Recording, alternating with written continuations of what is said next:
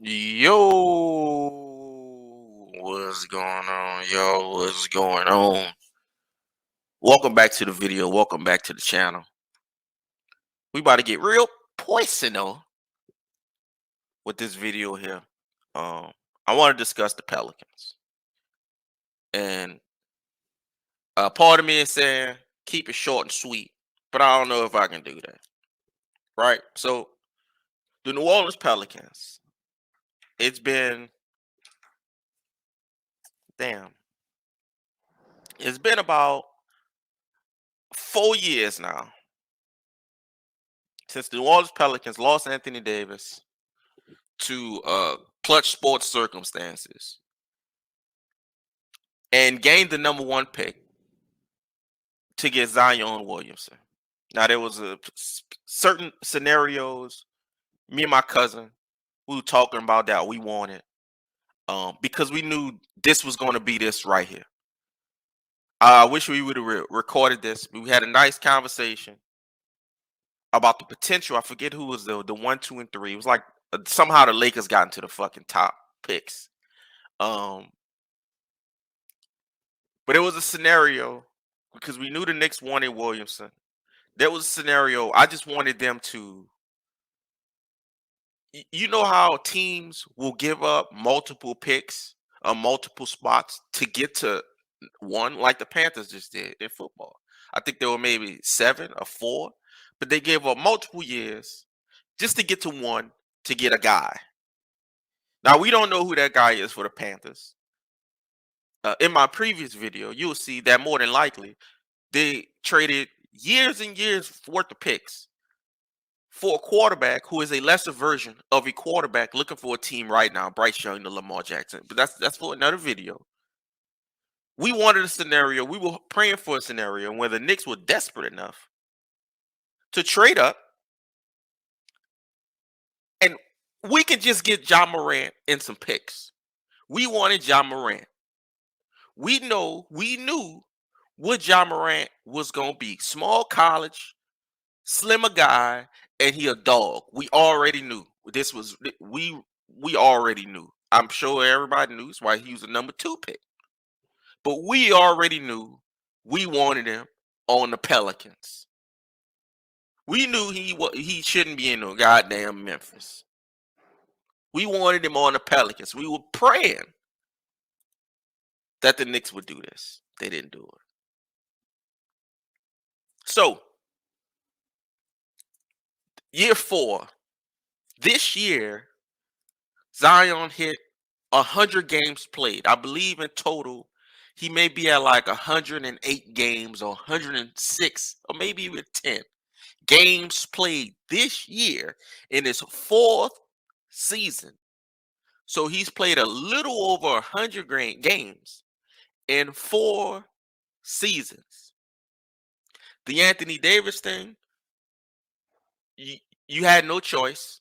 He was being directed to the Lakers.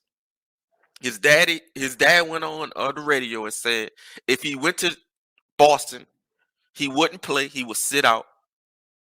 He was being handed to the Lakers. This is a fact. He was being handed to the Lakers. Nobody, the Adam Silver didn't do nothing about it. No, NBA didn't do nothing about it. No, it wasn't no void. We all knew where he was going. Just like we knew where LeBron was going when he was in Cleveland the second time. We knew in 2017 that LeBron was going to end up a Laker. This is all facts. This is what it was. Year 4 of the Pelicans. In the offseason, not the offseason, at the trade deadline, they made no moves. I'm sorry, they made one move. They traded Devontae Graham and got Jason Richardson. I want to stay quiet for about a couple seconds here. They traded Devontae Graham, who they traded away a first round pick for. They traded a first round pick for a guy that wouldn't even become a starter. He stayed a backup. Actually, he was 3rd string point guard. He traded a first round pick for him. You get rid of him. You get him off the books. You bring in Jason Richardson, who is exact. Who? When does this experiment end? Year four, 4 years worth of picks. The Lakers it's already been worth it. They got the championship the first year. You had to trade Drew. Drew got a championship his first year gone. Anthony Davis got the championship his first year gone. Drew Holiday got his championship the first year gone. Them type of things, they're not just purely coincidences. Now, to me, it made me understand that our 1 and 2 were really 2 and 3 guys. Anthony Davis is not a number one. He's not LeBron is the number one. Anthony Davis is just the best number two, but he's not the number one guy. Drew Holiday is not the number 2 guy. He's just one of the best number 3 guys. So there's a little relief as a team that maybe with these particular guys, you wouldn't gonna get it done anyway. That was proven. It was about 7, 8 years of getting knocked out in the first round. They got past the first round one time when they smothered Portland. Everything else is first round exits. So that was kind of proven. In year 4, you have constant injuries. Zion and Brandon Ingram. I'm thinking of the quarterback. Brandon Ingram. They're never playing together. They never do any. The team is never together. Alvarado is hurt. Herb Jones was hurt. You have a litany of injuries every single year. This is with all new brand training staff. This training staff Phoenix used to have. Some of the best people you're gonna find. Could it be a huge stroke of bad luck? Probably. But bad luck and what it is just so happen to be the same thing right now. So my question is, and they just paid Zion, even though he didn't play 3 years, they paid him anyway. They gave him, I don't know the contract, but it's a large sum of money to not play again. When does this experiment end? You bring in CJ McCollum. CJ McCollum is doing nothing. He's doing nothing.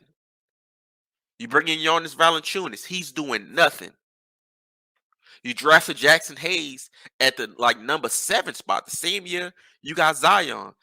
You also got Nikhil Alexander Walker. Also did nothing. When does this experiment end? When is it time for the Pelicans to move on from their president of operations, who's done nothing with the trades, nothing with the picks, holding on to draft picks. When you can't draft, you don't know how to draft. And you're going to come to the point where you have Trey Murphy the third, where you have Herb Jones. Now, I'm saying they can't draft. These two are great players, great prospects, but they won't be spending their primes in a Pelicans uniform. That much I do know. So you can't draft for your own team's benefit. You're going to draft for other teams' benefit. When does this experiment end? And how do you actually end it? If you fire David Griffin, if you get rid of Willie Green, the coach, who's come in, young coach, he's dealt with nothing but injuries. When they weren't injured, it was the number 1 seed in the Western Conference, number 1 seed, and it's splattered all over. What do you do to end this experiment? And even how do you, if you fire the coach and you fire the GM, this will be Zion's what, 5th coach, 4th coach in 5 years next season, 4th coach in 5 years. You'll have picks from the Lakers that you've done absolutely nothing with. There have been huge signings and several teams giving up everything just to get a star. The Knicks gave up a lot just to try to get Donovan Mitchell, just to get Derek Brunson. Cleveland gave up everything to get Donovan Mitchell. Look how Donovan Mitchell's playing right now. So the Pelicans are being cheap on both sides of the coin. They're not doing no trades. Ain't nobody getting no money. So I have a feeling Brandon Ingram is going to move on with his career somewhere else. My question to y'all, and this is going to be, I guess, the topic, the question, the subject line, whatever I'm putting the title. So what the hell do the Pelicans do next, man? What the fuck is next? I'm confused. Holla.